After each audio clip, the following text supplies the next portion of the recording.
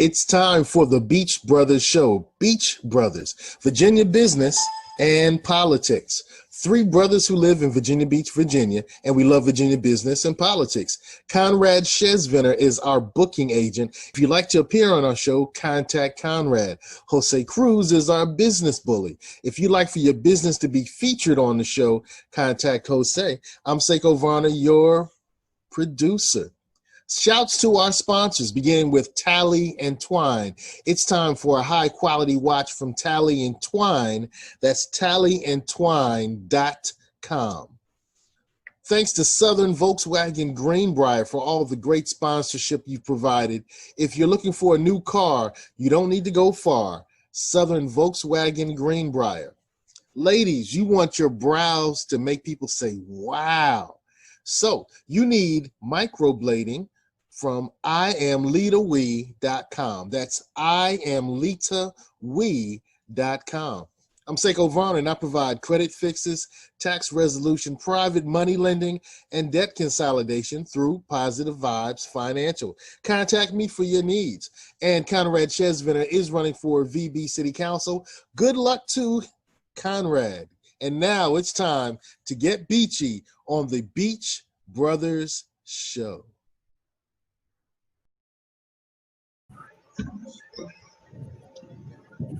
I still have that song in my head, man.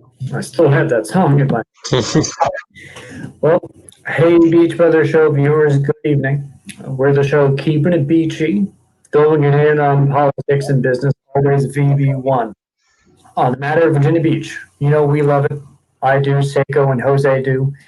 We know you, the viewers, do. But do we want out of the things that we love? Even better. We love Virginia Beach, and we want it to be even better. Virginia Beach Committee wants even better for Virginia Beach. They're recommending a team of people to elected office to get that done. I'm on that team as your choice for Rose Hall's seat on City Council. My even better is settled flood mitigation, efficient public transit, development of affordable housing, hearty and sustained school budgets, high-paying tech jobs, internet cables, Wi-Fi available citywide, socially equitable communities, a police force all communities trust, and a voting system with strong representation. I shall continue to stress even better. Tonight's guest also wants even better on Virginia Beach's education system. She's Virginia Beach Education Association President Kelly Walker. She went to Quantico and Stafford Highs in Virginia. She attended ODU for International Studies and History Education. She joined the VBEA over 20 years ago as a single mom teacher seeking to better her voice on that profession in our city. Adequate pay, healthcare, working conditions, retirement compensation, all were and are concerns she sought to address, and the VBEA was the tool to achieve it. In many ways, the VBEA is the only voice for those matters. Beach Brothers Show welcomes you, VBEA President Walker, with our first question of the evening. What is the VBA for you and the many representatives of Virginia Beach education, and why is it so important in 2020? Thank you for having me this evening. I really appreciate you and the invitation to share great information about the VBA. The VBA is actually an affiliate of the National Education Association. The National Education Association encompasses over 3.5 million educators from around the country that advocates publicly at the national, state, and local level for public education. The VBA is more than just a professional association. The VBA provides an outlet for many educators, a voice to the administration and to stakeholders about things that are happening in their classrooms, for example, class size. It goes much deeper than issues dealing with pay, although pay, of course, is an extremely important one for us. But it's all about the learning environment. It's also about the working environment and what we can do to better our schools for our students and for our communities. So again, the VBA is much more than just a professional association. It definitely gives us an opportunity to become part of our profession and promote our profession and advocate for the importance of public education. In 2020, I guess, so many things have changed, and if you want to think about it this way, I mean, we've all been in school. We all know the tradition. We all know that, you're sitting in a classroom with a teacher, and all of that has changed. So the education system is in a huge shift. And I think that the importance of being a member of the VBA in 2020 is, again, there's so much uncertainty, but what we do need to know is what our rights are when it comes to teaching in a COVID environment, and what that looks like. And so names and forms, ADA accommodations, family and medical leave, all of these kinds of things have a whole new meaning now.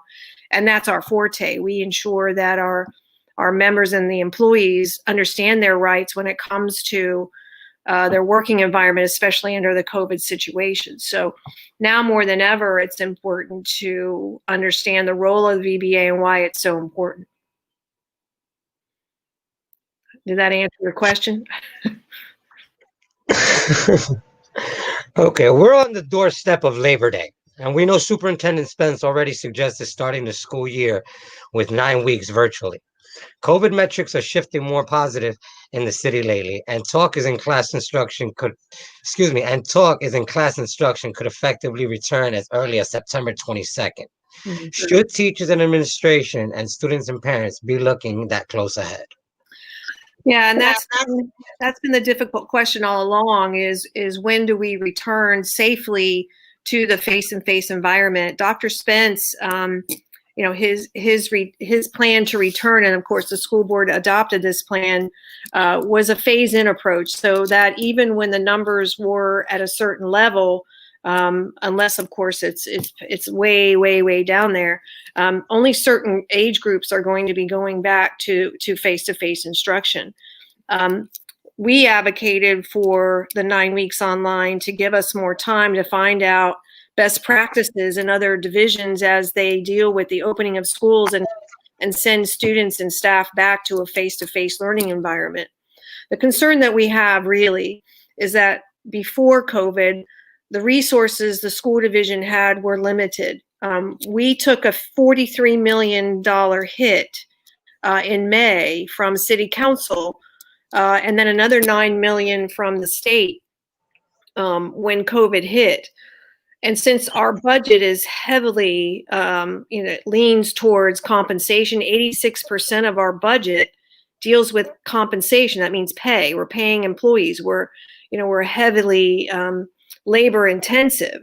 And so when we took a $43 million hit, that impacts employees and who you can hire and how many you can hire and what that looks like. And so the concern that we have as the employee association is that, we were already very thin when it came to our resources, and now we have even fewer resources. Now, the state did come up with some emergency COVID funding, about $9 million, but that certainly doesn't go far enough. It doesn't, of course, provide compensation for educators. It doesn't provide compensation for our bus drivers.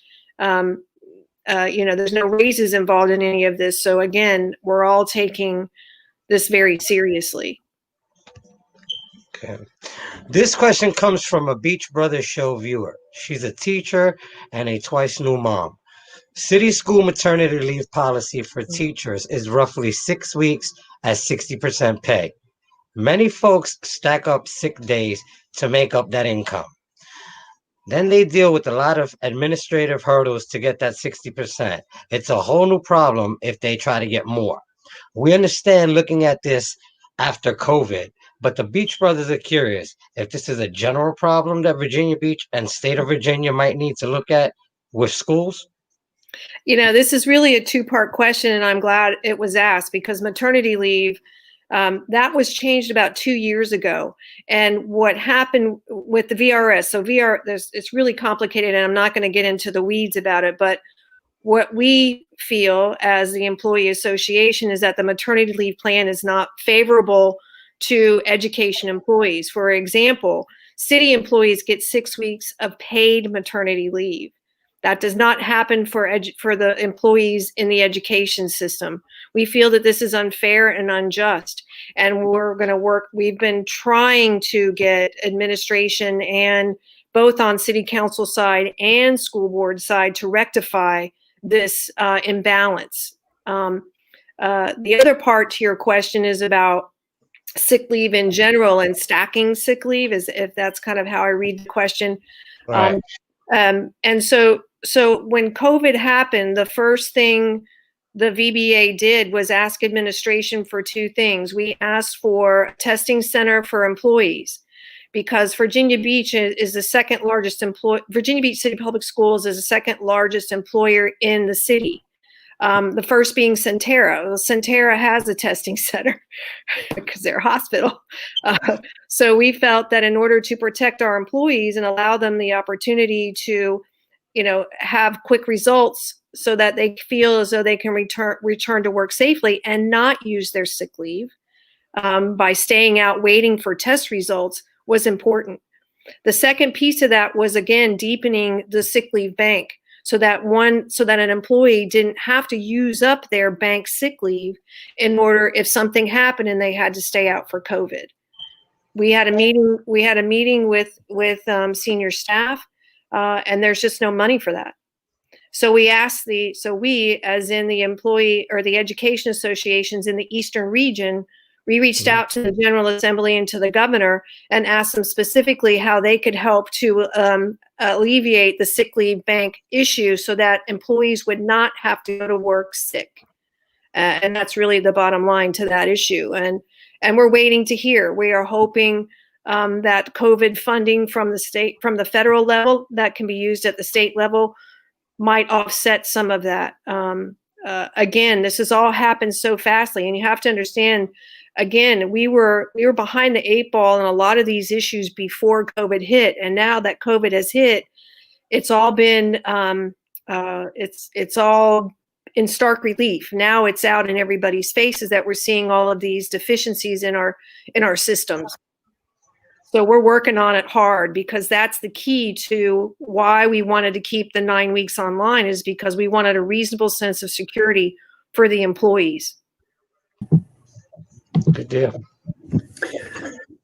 I'm up, and an affordable 2017 Jetta came on the market, and I replaced my 2010 Jetta with it. This happened through Southern Volkswagen in Chesapeake. That's 1248 South Military Highway.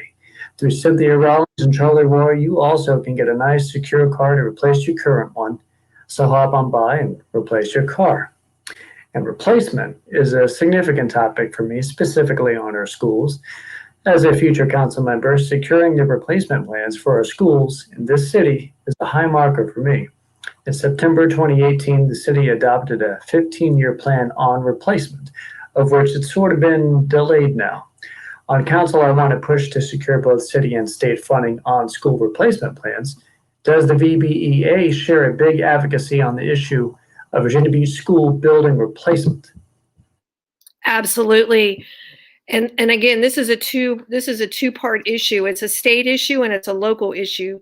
So when the Great Recession hit in 2008, the state rescinded much of its funding, both for public education and our capital improvement plan. And so as a result, the city had to come up and make up the difference in many of those areas. Now, for capital improvements, that meant that a lot of the funding that we had normally set aside for our capital improvements, it just wasn't there. There wasn't the money to put in there. We barely were able to pay our employees. As you can remember, class sizes increased during this time. Teacher pay was stagnant. And we really took a huge hit over that decade when the funding really just wasn't there. And so that is a huge concern to us because a lot of our schools have roof problems. There's a lot of leaky roofs. There's a lot of mold. There's a lot of issues trying to replace HVAC systems. And now with COVID, with the filter systems, again, we're very concerned of the health issues associated with the lack of funding to our CIP. The problem that we have at the state level, again, is they're hesitant to put money in there. Many of you may remember the lottery money, and lottery money was supposed to go to alleviate a lot of this. And of course, that was a shell game for a while, and that money never translated to real dollars to our localities, including Virginia Beach. And so what we're seeing now is localities trying to figure creative ways in order to get back on track with our schools and the replacement of our schools. One issue that is really important is we have to be careful about debt. Many people feel as though a referendum and a bond would be then used to issue to the localities, especially, obviously in Virginia Beach, but that would increase our debt. And so there's a real concern there about how long-term and how effective that really is. There are other plans of public-private partnerships. The problem with that is that the private part would want to own the land and own the building, and that's a hiccup in that plan. So we're struggling with trying to find the resources necessary to do this plan. But we fight hard at the state level. The VEA, our parent organization, we work very hard. We have a strong team of lobbyists in Richmond that work very hard to find the funding for capital improvements and for public education in general. So again, it's a layered approach, and our association isn't going to stop until we get the funding we need. This next question is near and dear to my friend, Virginia Beach resident and labor rights activist Robert Crawford. He's passionate for workers' rights. I am too, as I'm a worker down at the Virginia Beach Ocean Front. Collective bargaining is something that's a top priority for unions, and I would like police, firefighters, and teachers to be able to secure their labor benefits collectively. Is the Virginia Beach Education Association similarly interested in changes allowing for stronger collective bargaining? So the short answer is absolutely yes. I worked very hard with the lobby cadre team this winter to write strong legislation to allow public sector workers the right to collective bargaining, and of course that did pass. However, it's not as deep a bill as we had hoped. What I mean by that is, of course, the localities would then allow workers, teachers, police, and firefighters, not city workers, to collective bargain. So that will take place in May. That bill was pushed off until May of 2021 because of COVID. And so now the work begins in order to convince City Council and school board that it's important to allow their employees to collective bargain their contracts. The problem with public education is that there's no way. So school board's different because they have actually two bodies that control the purse strings: City Council and the school board. So the question is, how can you contract, or how can you bargain a contract when you have to go through two different funding streams? So basically, the contract would have to be defined by the school board, and then it would have to be okayed by City Council when they okay their budgets in May. So this is an interesting situation, but I do know, in speaking with some of the police and firefighters and their union and they're hopeful that collective bargaining will take place, and we're going to work really hard to make sure that happens.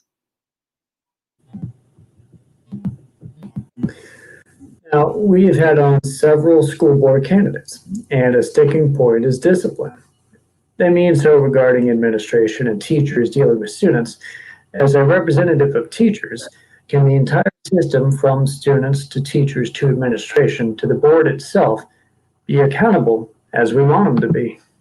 And so that's a tricky question. When I read that question, I wasn't quite sure about. Yeah, I think I understand what you're saying about accountability. Okay, and so I guess what you're saying is that if the discipline policies in place are not adhered to, how do you keep kids accountable for their actions? Is that what that meant? I'm assuming that's what that question meant. Mostly, but also accountable on all of the levels. So basically, equal discipline. Equal discipline. Equal discipline. I'm not quite sure I understand what equal discipline means.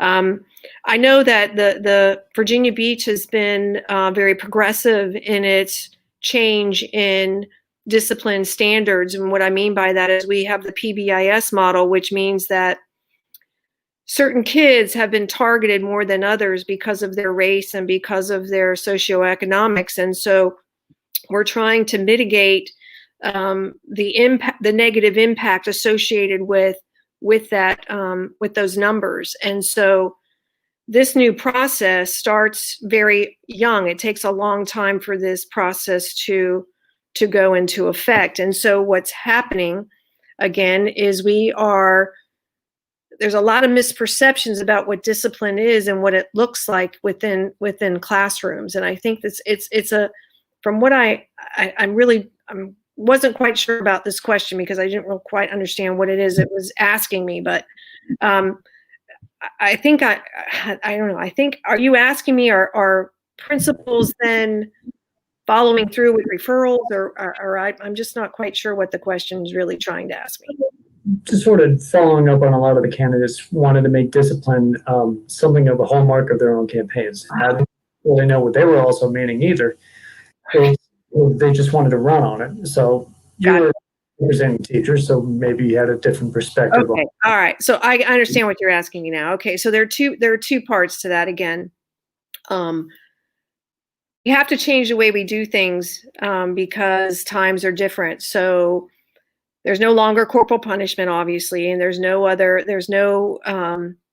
so we have to adapt to the changing needs of our community. What we're seeing with our younger folks, especially in pre-K and K, who've been associated with a lot of trauma in their home life, is they're displaying that with outbursts in the classroom. And it's been very difficult for teachers to manage. And so the school division is trying a different route to deal with these types of discipline issues that are taking place within the classroom. And there are certain people running for office who feel we should have a stricter and go back to, we just have to write referrals on everybody and we have to punish them and we have to kick them out and we have to expel them. And that's not always in the best interest of the child. We have to keep them in school. And so that's not easy to do. So the question then is, with discipline, is we have to give this time to work. Now, of course, all of that is on hold because nobody's really been in the classroom since March. And so the question then becomes, how do we adjust to the trauma that students are going to see once we get back into a face-to-face environment? And this goes back to the funding issue and making sure we have enough counselors, making sure we have enough psychologists and others to help mitigate the outbursts in the classrooms as a result of the trauma. Okay, interesting. We have a couple of viewer questions, and before we go into anything else, let's hit a few of these viewer questions. So, why can kids go to daycare but not school? Well, I think the issue with the daycare issue, obviously, is that people have to work and they have to go to daycare but not school. Well, because again, the classrooms are not set up for mitigating 3 feet of distance. And so the problem is class size. That's a huge issue. We can't go back to school until we can safely mitigate the distance and the surroundings and the learning environment to protect both the students and the teacher. So perhaps daycares can shrink their classrooms to such that they can have their instructors, but you have a licensed educator that has to disseminate instruction. And with the COVID, with the numbers, you can only have up to 18 to 20 kids in a classroom. That's Okay. a huge difference. Okay. Next question from Becky Henderson. Hey, what percentage of teachers in VBCPS are members of VBEA? Teachers, we're right at about 30%. Okay. Okay. Um, I'm not sure if we had a chance to talk about the endorsement process. That's one of the great things I think about the VBEA. And I just want to give a short little story. So when I ran in 2018, I started studying the groups that I was going to meet with. And I was like, hey, this group has a legislative agenda. And when I met with your team and met with other people after that, that concept of a legislative agenda really floored me. And it really gave me an awakening in terms of how politics runs. So you have a legislative agenda and you decide who you're going to put your resources and support behind based upon how aligned they are with that legislative agenda. You guys are really on code, as we say. You're really on code. You have an agenda, and you're not going to put any support behind somebody who's not aligned with your agenda. Can you talk really briefly about your legislative agenda? I know one of the questions we talked about earlier. I know it's an important question. I'm really glad you asked that because the VBA and the VBA PACE are two different groups. Okay, so VBA PACE is the Political Action Committee of Educators for the VBA. So no dues dollars goes to endorsing any candidate. Nothing is done for any kind of political action. Our legislative agenda is extremely important because that's where changes to public education are made. So the VBA was founded in 1938. Okay, so we've been around a long time. and we take our education very seriously, obviously. And so you're absolutely correct. Our process for PACE again is democratic, and we offer all candidates who run for office the opportunity to become friends of public education. And what we mean by that is that they align with our values and our principles and what we need to do to fund public education. And that's Well, I'll tell you, that blew my mind. That blew my mind that people voted based upon an agenda. Because as a naive person in the political system of America, I never thought of that. And that's really changed the whole outlook on how I address politics now. If you're not on code, if you're not supporting the agenda that I lay out, I'm not going to give you my resource. And right. I was just so impressed by that. So thank you for saying that. Sure. Brother Conrad, Brother Jose, I'm going to have to step aside for a moment. Take over. Not a problem, brother. All right, my next question, Kelly. COVID-19 is a crisis on our schools beyond just that of sickness. It's also a crisis of resources. Conrad is a stickler for making sure school employee Wi-Fi is secure so teachers can be able to do virtual learning properly. For when kids come back, adequate resources devoted to distancing and disinfectant are some things Brother Conrad wants too. But what resources are individuals in VBA most wishing are available for students, teachers, and administration? Well, again, we want to make sure that the learning environment is safe when we go back to face-to-face instruction and also virtually. I think the school division has stepped up to the plate in providing one-on-one for its students so that they have the technology they need in order to be successful in the virtual world. And let me just say this, the virtual learning that took place in the spring is not the same that's going to be now. This will be a robust, demanding curriculum that students will have to attend, and they will have to take place, and they will have to do the work. Things will be graded, whereas before we just didn't have the resources to do that. So this is a different learning environment that the kids are going to have to get used to in order to succeed. And so I think Conrad's making sure that the school's Wi-Fi is secure is extremely important, and that the bandwidth is enough. I mean, that's really a big piece of this as well. So I think for the students to start off the year virtually and have the resources they need is important. For the educators, of course, I spoke to the sick leave bank. I just don't know how I mean, that's just a critical piece that's missing right now to ensure that employees don't go to work sick. And I'm not just talking about teachers. I'm talking about bus drivers and custodians and all of those people that do the hard work for our school division. And so we're just really concerned that we just don't have the funding for that. And we also don't have the funding for the substitutes. And we had a problem with substitutes again before we even left in March. The school division, at the behest of the VBA, was working on a study to look at the effectiveness of the subs and who was doing them, because a lot of teachers were covering classes and not getting paid. And so that was a real concern, and that hasn't changed.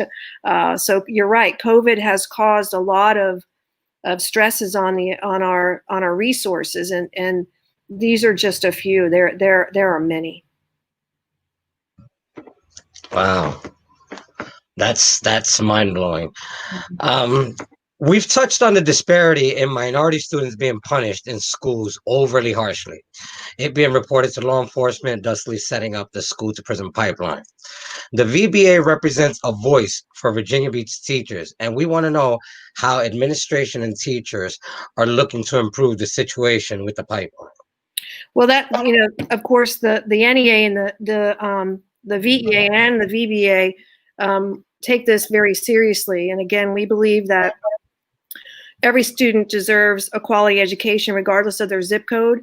And again, this stems, I think, from the statements I said earlier about the discipline issues with minority groups and how that's been negatively impacting certain kids to learn. And so, there's a big controversy on SROs, arming teachers, these kinds of things, and we are vehemently opposed to arming teachers or putting in more police and more authoritative figures, because a lot of those kids who are in households do not thrive in that environment. So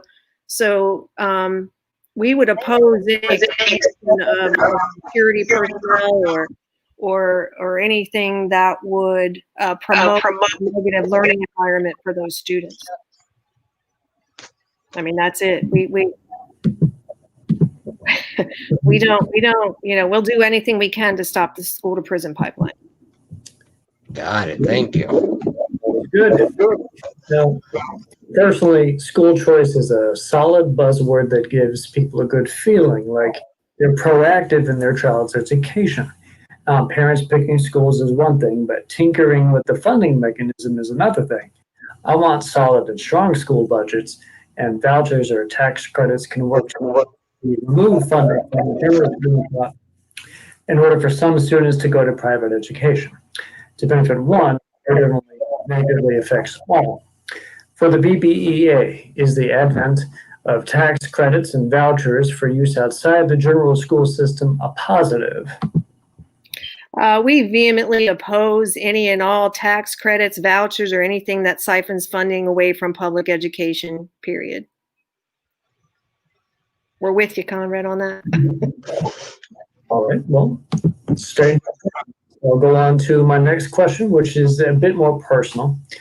I know that new mom teaching before, and my own mom works in food service in Virginia Beach. Both of them have needed healthcare services and prescriptions in the past year. Healthcare costs continue to rise. I look at other localities in Virginia instituting a city pharmacy to mitigate the cost toward employees. I think that's something that workers in Virginia and other schools I know could benefit from. Is the VB organization that also wants the state of Virginia and Virginia Beach to help lower the cost of prescription drugs for city employees? Yes, definitely. Absolutely. And we've worked with some stakeholders. Bev Anderson has pushed forth with City Council, and there are certain members on City Council who are receptive to.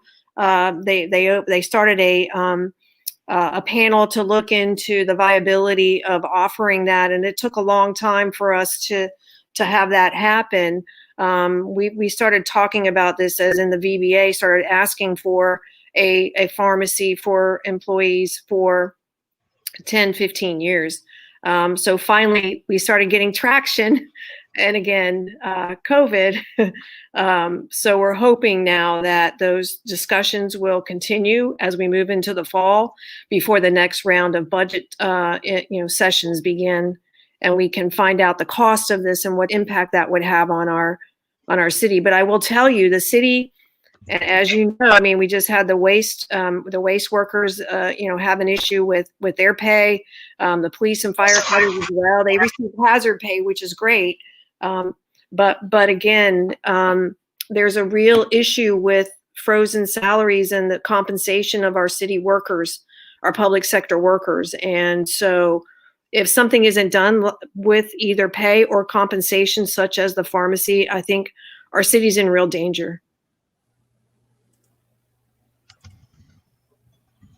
Wow. Okay. Hey, Kelly, are you ready for some more fun? I guess so. Bring it on. All right, let's see what we're working with. Jen Mack, thank you for your comments. Jen Mack asked a question about so why can kids go to daycare but not school? Mm-hmm. She followed up with all summer long, schools in Va Beach did daycare at elementary schools. Parks and Rec ran it with the same numbers. And then she's saying only 30% of teachers participate in this group. So 70% disagree, and yet they're backing the minority. That's interesting. I'm just flipping through them to try to find something that's juicy enough to dive into.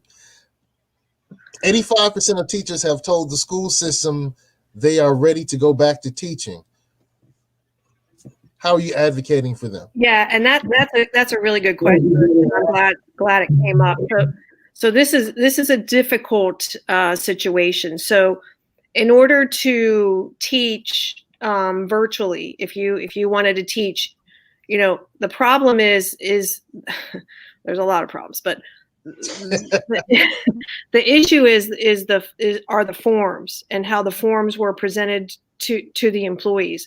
Employees had 4 days to complete, to make a choice, and then determine, and then they had to go to their doctor and have ADA forms filled out, American with Disabilities Act forms, which were confusing to a lot of people. Many people looked at those forms and felt as though they would not qualify and didn't go to teach online.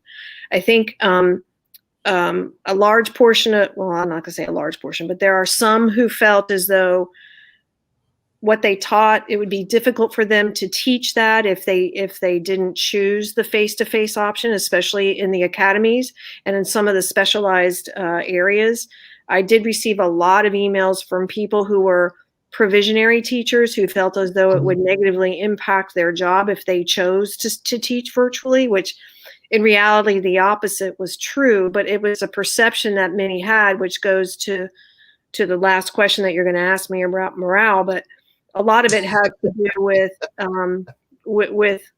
with these issues. And so now what we're finding is teachers who had asked to teach virtually, they're not, if they can't do that and they filled out the ADA accommodations, what does that look like legally? And so these are all really hard questions that we're all kind of navigating together as an association, as an administration, and as a school division.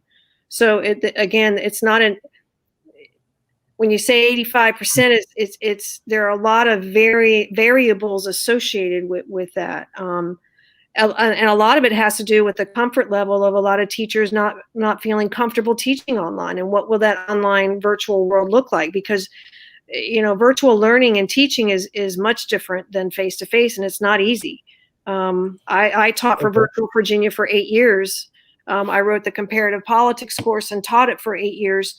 And again, it's very time consuming. It's a different way to teach. It's very effective. But again, I think some teachers didn't feel comfortable in that environment. And it's a hard ask. It's a heavy lift.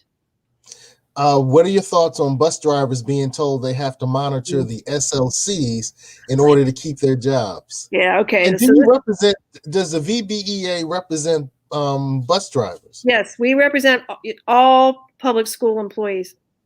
Okay.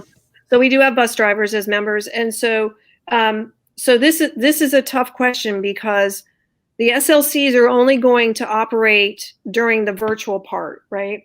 They're not going, it's not a year-long commitment. It just depends on how long we are going to be in the virtual world. The school division, and I don't know if the public knows this, but the school division, when COVID came in March, they continued to pay employees. They continued to pay the bus drivers. They continued to pay everybody. So while we're in the virtual world, we're trying to continue to pay people. Excuse me, I have something in my throat. No. Hey, thank you, Becky Henderson Hay, for your question and comment. Okay. No. Excuse me. Yeah. So anyway, I think what do I think about it? I think the bus drivers, I don't know. That's a tough one. I mean, they have to have, I mean, they're working, they're getting paid. It's a temporary deal. We're all trying to work through COVID. They're not going to get fired. You know, I don't know. That's a tough question. Final viewer question for the moment. And Becky keeps coming back. Becky's coming back. Okay. No, I'm glad. All right. So salute to Becky. Hip hop salute.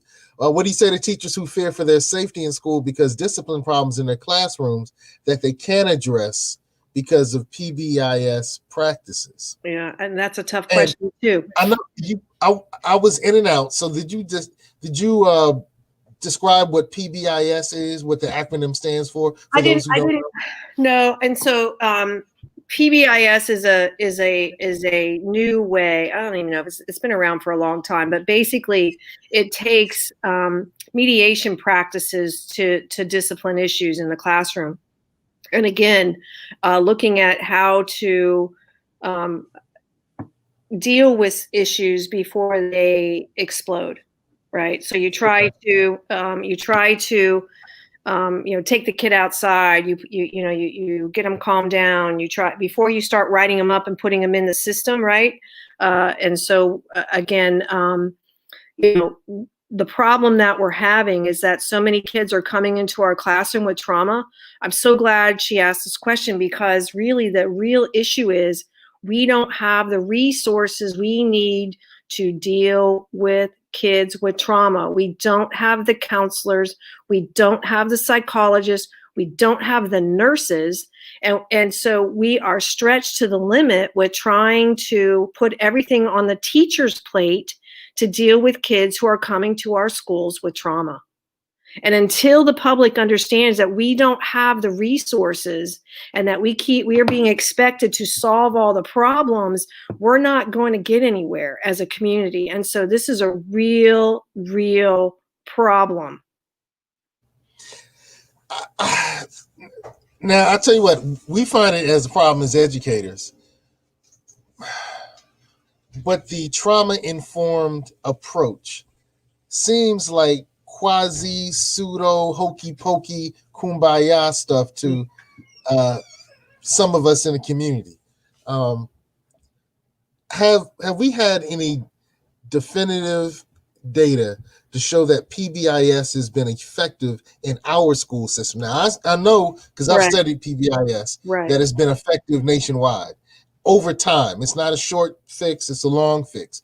But do we have any data to show it's been effective since its implementation here in VB? And there was a discipline committee on the school board, as many of you already know, but I think that, again, PBIS, the model starts, in pre-K. And so it's a learned discipline strategy that goes through time. We've only had PBIS in our system a few years. We only started implementing it fully just last year. So again, when you look at implementing any kind of program, you have to have the resources to go along with the model. If you don't have the counselors and you don't have the psychologists and you don't have the room in your buildings, lower class sizes is key to all of this. Again, we're asking to do way too much with too little resources, and we have to have the resources in order to make any kind of program work. That's why going virtual, if we don't have the resources, we can keep trying till the cows come home, but it's going to be very difficult. It's the same thing with discipline. It's about the resources. Okay. I'll make this the last one for right now. Last one for right now. We may continue going. Is the VBA concerned about how cases of COVID exposure is being reported to the public? Interesting question. COVID exposure. Well, exposure, so maybe I don't understand the question, but how cases of COVID exposure is being, so I'm assuming that, I don't know, not enough tests are being, I'm not sure what the question. Okay, that's fair. That's fair. It may need some more context to really give a good, well-informed answer. So is that, maybe it has to do with the I don't know, with the numbers and how they're, I don't know, and how when we go back to school, maybe, I'm not quite sure. Meaning cases in schools. Oh. Well, there's that. Yeah. And again, so we know that over the summer when summer school took place and there were students who were there with special needs, that there were quite a few employees who did contract COVID, and it took a long time for the public and for the school community to know, and that is deeply concerning. And again, an issue that will be on the forefront when we start back, whenever we start back. So yes, we will definitely make sure that is at the top of the list. The other thing that's going to be at the top of the list for us is for teachers and employees who want to teach virtually and who completed the ADA paperwork, but then they're not teaching online. So that's another issue that's going to be extremely important for us to manage and to monitor.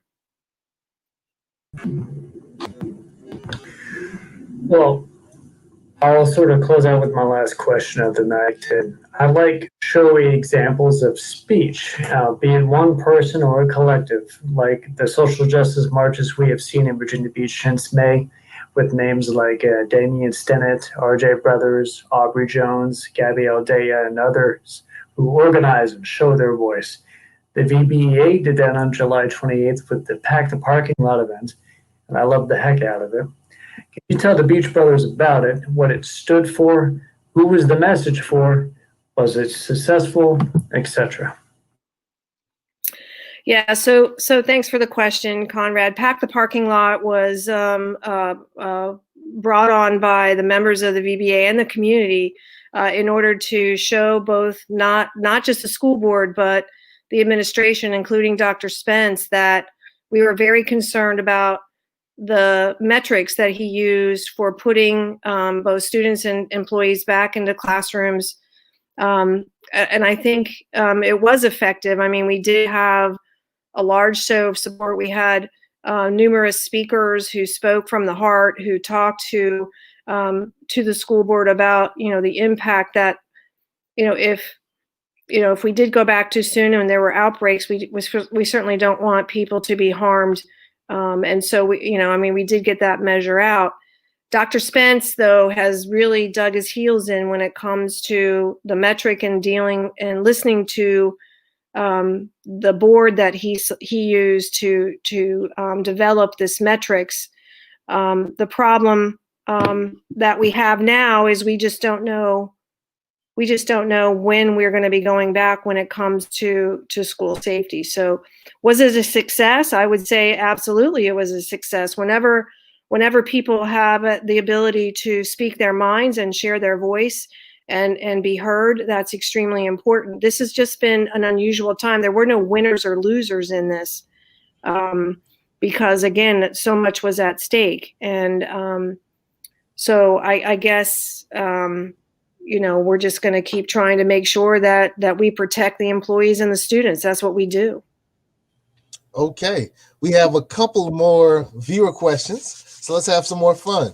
What positive suggestions has the VBA provided to ensure students with IEPs will receive the legally mandated services and support they're entitled to. And I'm assuming, Bob, that he's speaking of during our COVID situation. And I say that as a special education. Yeah, and that was one of our biggest concerns when in March. So we wrote a statement to Dr. Spence and the school board with that concern, making sure that IEPs, and so that was the whole reason for the accountability piece and what that looked like in the emergency learning plans. We were very concerned that synchronous versus asynchronous. How can that be? How can that ensure that the IEPs were satisfied? And we were not convinced that. I mean, again, IEPs are individualized, and we just don't know what each one says. But it would be very difficult to do that. So we were a huge proponent, and that's why synchronous versus asynchronous kind of disappeared in that time frame. And I don't know if everybody understands what I'm talking about, but that was a large reason why we pushed for that. Maybe we should give an operational definition. So asynchronous means. So asynchronous means like you're on Facebook, right? And you're learning and you're doing your things on a platform where you're not speaking. This is synchronous. We're synchronous now. We're live, so we're speaking to each other in real time. So synchronous, that would be when the teacher is giving a lesson and the teacher is there and the students are on the platform and they're discussing a reading or they're discussing a lesson. Right. All right. This one is more of a comment from James Smith. I think that parents need to look at alternative education choices. Sounds like public education is broke. Well, I disagree. I think public education is a great equalizer. If you can afford to send your child to an alternative education system, then maybe that's the right choice for your family. That's certainly everyone's right. But I think public education has its bumps. But again, it is the great equalizer, and it is probably the underlying foundation of our communities, and extremely important. And so I just tell the public, just the expectations are so high, and that's important. But again, reality has to kick in when it comes to funding and ensuring that we are funded properly so we can get what we need. Okay. This one was more of a salute. Lisa Walker says, thank you for your work for teachers and students. Thanks. Okay. Bob has come back with another banger. This one is so big, it's kind of covering up some of your face on the video. That's all right. There's no way around it. It's too many characters. You say too little resources. The budget is up 12% in the last 5 years and exceeds $1 billion in 2020. Right. That's over 14,000 per student, according to published information. That is a huge number and exceeds some private schools in the area. What are your thoughts? Okay, a couple things. Public and private schools are two different entities, and so the issue with the funding and $14,000. Well, I will tell you, Bob. Back in 2008, it was the same number, and so we have just gotten back to that number, and it's taken us over a decade. And so the funding. Yes. Wow. And so again, things have gone up. And so again, you're right. It is expensive because you're talking about, again, 86% of the budget is based on payroll. Okay. We are labor intensive. And if you're going to pay people what they're worth, then you have to include cost of living increases, which have not been done over the past decade as well. And so there's a real teacher shortage. I mean, it's real. And so we have to make sure that if public education is an important value in our city, that we have to fund it. I mean, I don't know what else to say. Interesting. All right, Joyce, my ESL students were receiving their accommodations in minutes from both the classroom teacher and by synchronous small groups with the ESL teacher. Constant communication with the parents helped make this work as well. That's good to hear. So there are some great things that are happening. There are in our system, right? Conrad. Oh, funding for that largely comes from state and federal sources too. I think he was responding to James's statement, always Right. throw some money at it, man. And he Right. also, Conrad officer can't be broke, funded democratically. Yeah. Hey, All good. look, Are we almost I done? want to go into the morale question, but we have a lot of engaged people who are watching now in a synchronous manner, and there are going to be some who watch later in an asynchronous manner. What is something that we haven't touched on that you really want to make sure that people get about the VBEA or the complexity of the school system and the challenges that we're facing? You know, again, if I had to sum it up, again, we work tirelessly to promote, a quality working environment and a safe learning environment for our students. I mean, that's what we've done since 1938. We'll continue to do that because, teaching and education is more than just a job. It's a passion. It's a calling. And so we will do what it takes in order to make our community stronger and safer. And we're just never going to stop doing that. So I guess Okay. that's All what right, so let's talk about morale. So teacher morale always comes up around election time. Right. Some people say, hey, the teachers are loving it. Other people say the teachers hate it. You guys got to change. You guys got to do something. The Beach Brothers want to know your thoughts on teacher morale and how the VBEA might be able to help it get better going forward. And before you answer that question, there was some talk in the chat about the percentage of teachers who were part of the VBEA. Did you say only 30% were teachers? Correct. Wow. Yep. Okay. Well, this question is interesting because at the end you have VBA might be able to help get it better going forward. And I think, this whole idea with morale is important because, teachers have taken a hit with the funding and their pay since, I said, 2008. We have teachers in the profession for a decade who are really making the same amount of money they made 10 years ago, and the cost of living obviously has increased dramatically. And so the VBA, what we can do and what we have done and what we will continue to do is be the voice for public education. I think that the community kind of has been, the thing that's always said is, well, teachers are overworked and underpaid, and we know that, but we have to change the narrative. And the VBA is going to be very strong this year and very vocal in changing that narrative on what it means to what it looks like to fund public education so that our students and our employees have what we need in order to be successful.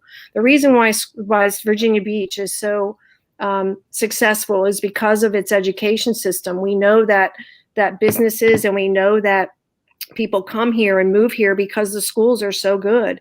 And we want to continue that. We want to make sure that we continue to attract and retain businesses and quality educators to the region so that we can be the best city that there is. And we want that more than anything. And so we have to change the narrative. The VBA is going to change the narrative. And if hopefully collective bargaining will help us do that. That will give us a seat at the table where we've never really had one before, where we can talk about maternity leave, where we can talk about pharmacies, where we can talk about sick leave banks, where we can talk about smaller class sizes, where we can talk about scheduling, where we can talk about discipline and what we really need. If you ask the teachers, we'll tell you what we need. And so we would really much appreciate the public's support in this. Wow, it looks like you have some support. 100% accreditation does not happen by luck. That's correct. Any thoughts on the accreditation? One of the things that is interesting about the VBEA is it has to work, or it has to interact with the school board. So accreditation is the state level. And so under COVID, again, this year, the superintendent of the schools in the Commonwealth have suspended the accreditation levels again. Now, what that means for SOLs yet, we're not quite sure. That's still to be determine, but accreditation, and I think what you're talking about is how we work with administration. Well, we have a very strong relationship with administration. We meet regularly with senior staff in order to talk about a lot of these issues, and we work collaboratively on things like social justice and equity in our schools, because again, that's one of our tenets, that's one of our values, and ensuring that takes place. So we're like-minded, and we try to do the same thing. So we work collaboratively together on many issues. We all want what's best for our students and our schools. It's the funding. You mentioned that you work collaboratively with the administration. Mm-hmm. Is there any collaborative work with the board? Because I know that people seeking the board have to come to you. Right. Well, don't have to, but they have that option, and it can be very beneficial. Sure. But after that endorsement and after that time period, are there any other interactions with the school board? And if not, should there be?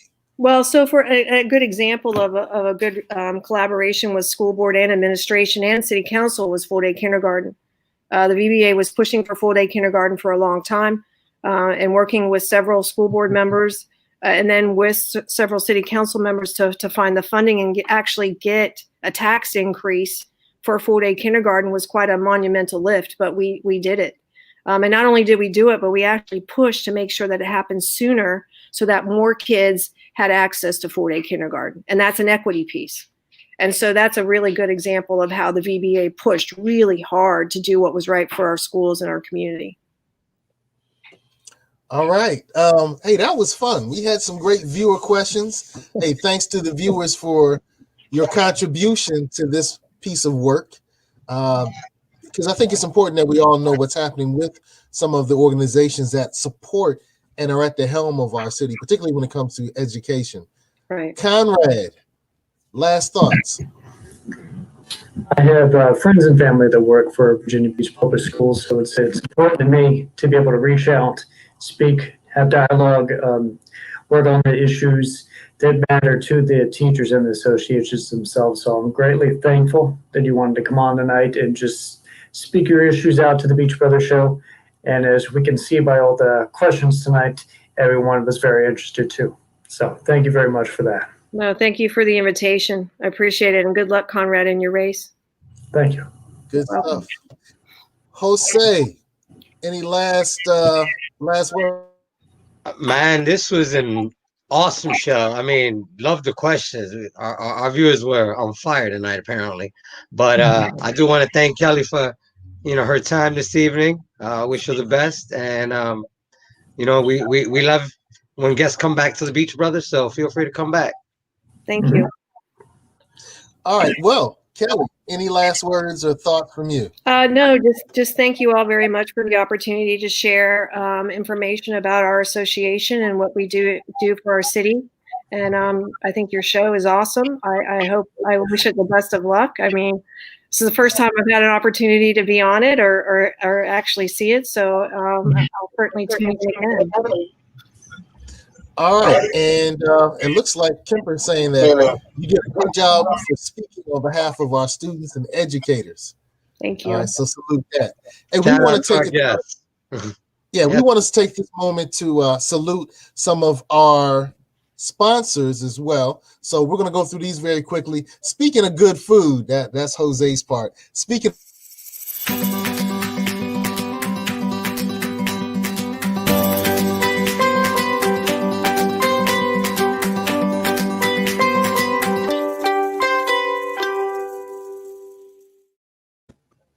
All right, and now it's time. TallyandTwine.com. Yes, that's TallyandTwine.com, where you can find beautiful watches for men and for women, made here in the United States, made here in the great state of Virginia, made in Portsmouth, Virginia. That's right, made in America, made in Virginia, and made in Portsmouth. TallyandTwine.com. Great watches for the men. Look at these beautiful watches. Aren't they nice, masculine, really attractive? And these sexy watches for our beautiful ladies. TallyandTwine.com. This is my favorite watch. This is the watch I personally own. tallyandtwine.com, made in Virginia, made in America. It's time for you to get a high quality watch from Tally and Twine.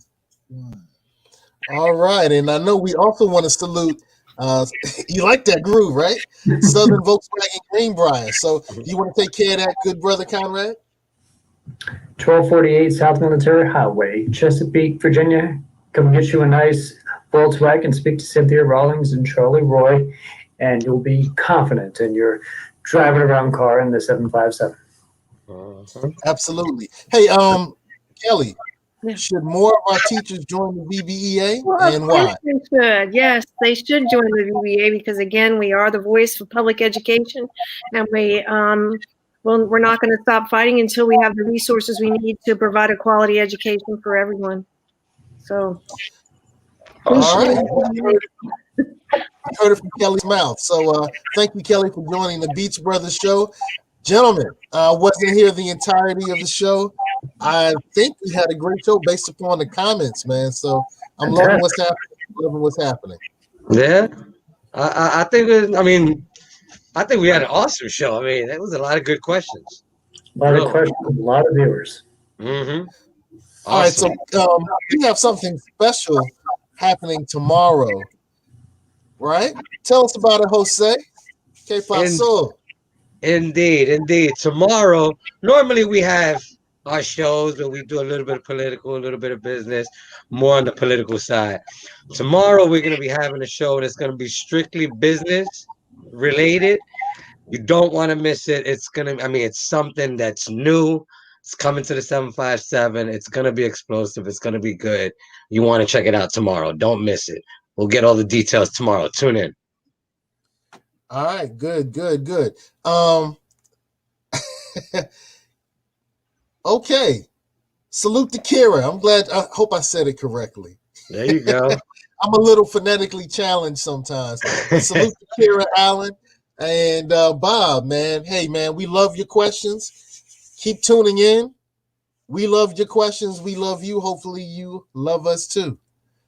And that's that. We'll see you tomorrow. See you tomorrow. Keep it beachy.